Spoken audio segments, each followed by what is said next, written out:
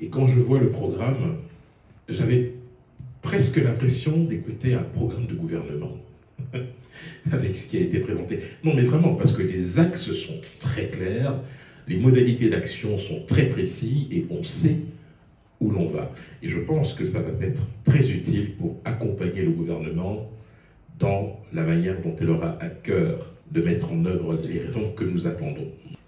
Mon jeune cher frère et ami, te dire à quel point je suis heureux en ce moment.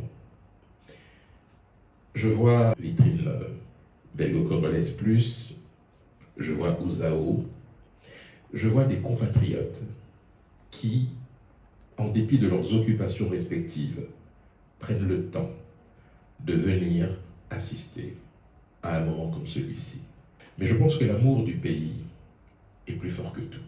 Et s'il y a vraiment un moment où nous pouvons, dans une sorte de cohésion et de concorde, célébrer, exalter la beauté de notre cher et beau pays, exalter son talent, contribuer. En réfléchissant, je me suis dit, mais pourquoi ne pas créer un cadre dans lequel on réunirait tous les 2 mois des personnes issues de toutes les diasporas, mais qui ont une activité, une situation professionnelle, qui contribuent à la richesse de la Belgique, mais qui sont aussi intéressés par le développement de leur pays d'origine.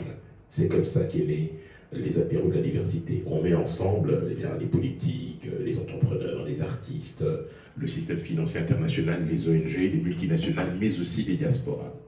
Et l'objectif, évidemment, c'est d'aller à la rencontre de ces acteurs pour les faire réagir sur le processus de développement de la RDC. Et parallèlement à cela, j'ai lancé le networking du GT diplomatique, qui est en fait le prolongement de cette initiative et qui permet de rencontrer vraiment de manière très décontractée ministres, diplomates.